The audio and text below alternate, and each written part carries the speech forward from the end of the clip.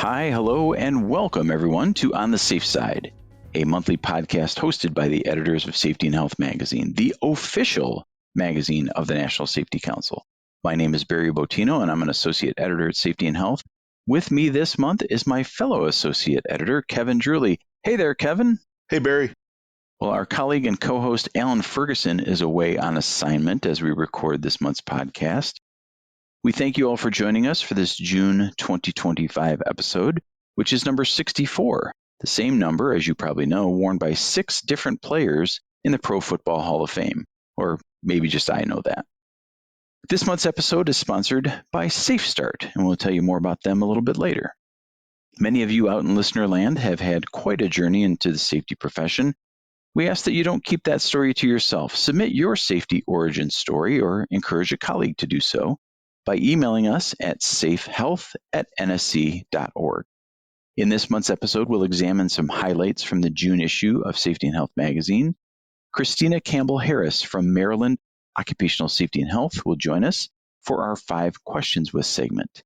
And Cristina will be talking to us about protecting workers from heat illness in the summer months. June is also National Safety Month, and you can find plenty of resources from the National Safety Council by visiting nsc.org/NSM. There you'll find information about each weekly theme with dozens of helpful items to share with your teams. And we'll discuss some of the most impactful stories that we put together for Safety and Health in the In Case You Missed It segment. Is everybody ready? Away we go!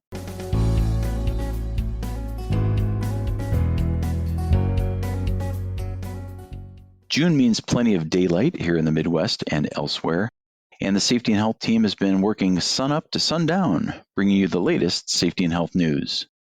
The June issue of the magazine includes 3 feature stories that will pique your interests. First, our cover story this month is a forklift safety quiz. You think you know the ins and outs and ups and downs of operating a forklift? Well, take our quiz and test your knowledge. Alan has contributed an article on dog bites. Our 4-legged friends can present a challenge, and occasionally a painful one, when they encounter workers in various industries. The story explores some reasons why dogs bite, stresses the need for employer policies and procedures relating to encounters with dogs, and shares how workers should hone their situational awareness skills and understand how to react to dogs. 6 months after I gathered insights about selling safety to leadership, my 4 sources from that story in December are back again. This time they're discussing selling safety to the front line. The article includes their thoughts on the benefits and challenges of selling safety to workers, along with strategies for successful engagement and how to respond to pushback from safety detractors in the workforce. And there's plenty more in this issue, which you can find either in your mailbox or online at safetyandhealthmagazine.com.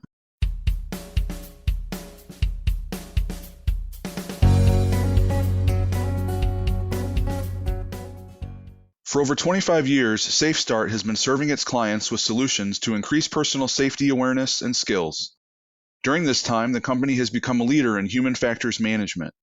It's helped thousands of other companies, large and small, reduce injuries, increase engagement, and achieve sustainable culture improvement. To learn more, visit their website at safestart.com.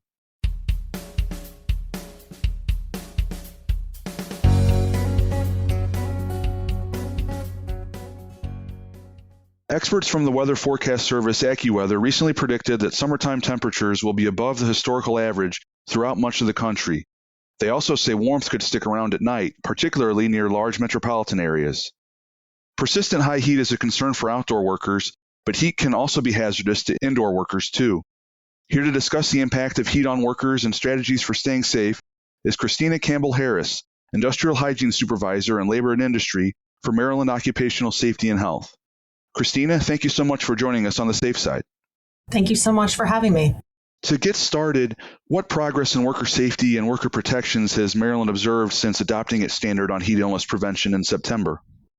So we've seen a greater awareness amongst employers and employees with regard to the concerns around heat and heat stress and the increasing temperatures. MOSH has been conducting outreach to employers, to associations, labor organizations, to help employers and employees become more aware of the risks of heat illness and to make sure that employers understand what they need to implement regarding heat stress prevention plans in the workplace and all of that goes along with that in conjunction with the new regulations in Maryland. We've definitely been focusing on those industries with the greater potential for heat stress, industries like construction, agriculture, landscaping, laundries, bakeries, ovens, kitchens, those types of places. We've been answering emails, phone calls every day from employers with specific questions about how to comply with the standard. Overall, I think the heat stress standard in Maryland has been pretty well received amongst all industries. While the regulations are new, the concepts, the approaches to preventing heat illness really are not. Many employers have been implementing a lot of these mitigation measures in the workplace for decades. So a lot of it is not new, but we're kind of making sure that it's all being implemented consistently. So the new regulations will ensure that workplaces in Maryland consider heat and heat stress in their safety and health programs, much in the same way that they consider any other occupational safety or health hazard in the workplace. Cristina, we're curious, can you share why indoor and outdoor workers are facing some increased risks from high heat? We all know that the average annual temperatures have been increasing over the last few decades relative to how much they had increased at the beginning of the last century. So we have some of the warmest decades recorded so far in the last 1,500 years that have occurred in the last few decades.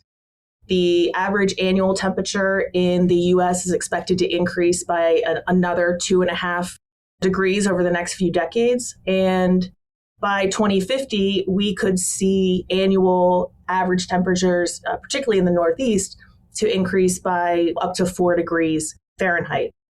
This means that we're having more days of extreme heat. We're having more stretches of those hotter days with extreme heat.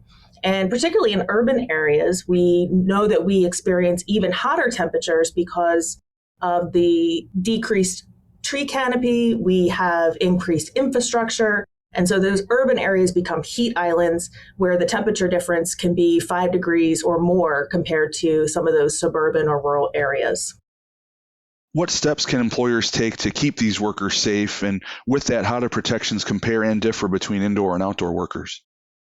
Outdoor environments obviously have exposure to all the outdoor elements, but we also have additional exposure to the sun, where we have a high solar load that obviously increases the risk for heat stress. Indoor environments can also have additional heat or humidity sources, greenhouses, for example, or kitchens that have ovens, laundries that have dryers.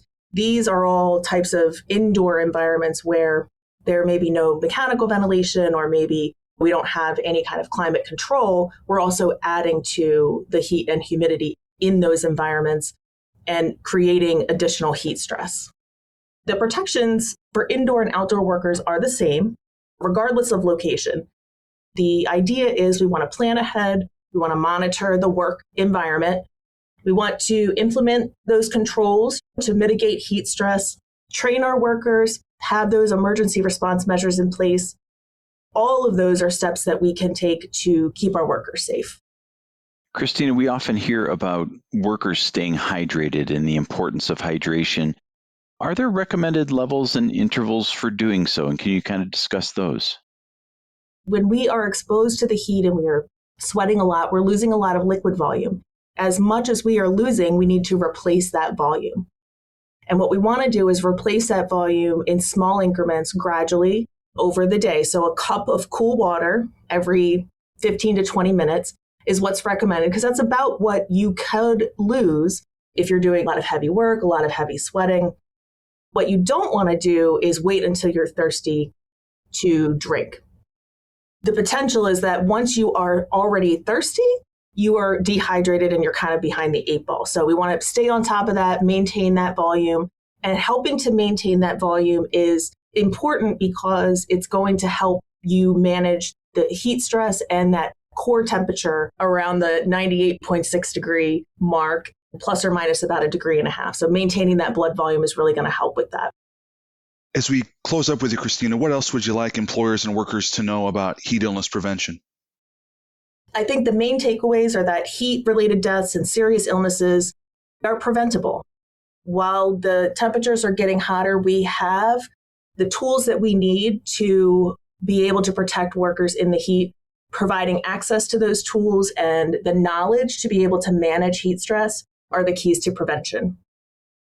Well, thank you so much for joining us, Cristina. This was a very insightful discussion, and we and our listeners appreciate your expertise. Thank you very much.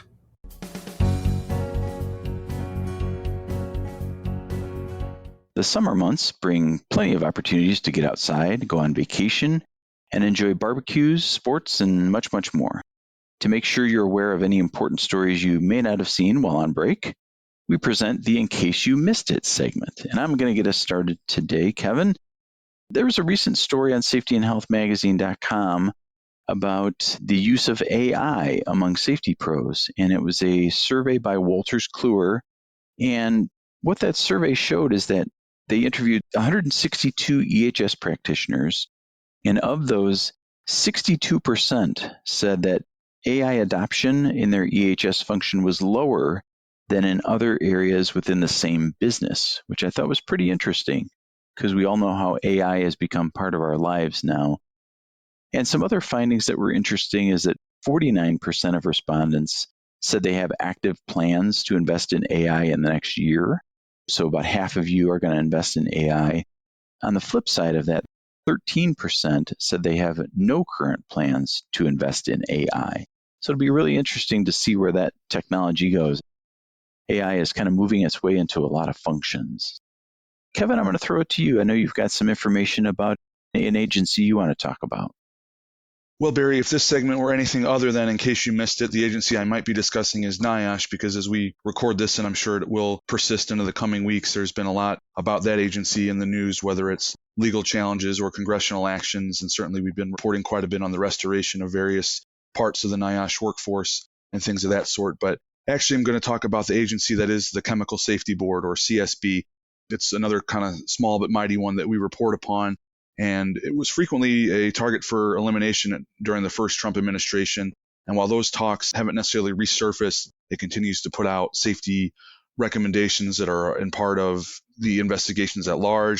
Also something that has become really a phenomenon that followers of the agency and just people in that industry as a whole are their videos. Recently, CSB's YouTube channel was recognized with a silver play button from YouTube, and it was a recognition for surpassing 100,000 subscribers. The agency traditionally puts out a video with reports, and it's just very detailed animation and details about investigations. I don't want to say cult following, because the people who always follow these videos are very much alive, and it's a very vibrant group. Something that, again, has been a phenomenon with the following of these videos. CSB has a quarterly public stakeholder call, and their most recent one was just a few weeks ago, but it just was progress report, certainly, but also just a celebration of the things that have gone on in recent months is what the agency continues to do. And as board member Sylvia Johnson said, quote, "We're not just investigating incidents, we're championing a culture of prevention and protection to protect workers, communities, and the environment." So that's what's going on with CSB. Great. I appreciate that, Kevin, and thanks for your coverage of CSB. Is there something you want us to make sure that we didn't miss here at Safety and Health Magazine? Well, you can email us at safehealth@nsc.org.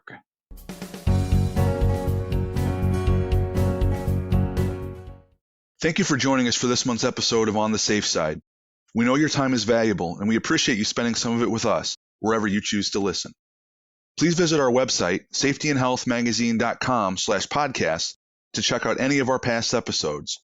You might look into episode 32, which is half of 64, and that's from October 2022, and it features a deep dive into a safety and health feature story on how to help reduce the stigma around workers' mental health. We also send a special thank you to this month's sponsor, Safe Start. And with that, here's one more reminder that June is National Safety Month, and you can find plenty of resources and information about this annual observance and its weekly themes at nsc.org/NSM. You also can give last month's episode a listen, as we delved quite a bit into National Safety Month and everything that is out there. Original music for this podcast was composed by Steve Maslin. Thank you so much, Steve. And as always, we thank all our NSC cohorts behind the scenes who make this podcast go. We'll be back next month to have more safety-related discussions, talk to trusted voices from around the profession, and hopefully make you smile a little. In the meantime, please stay on the safe side.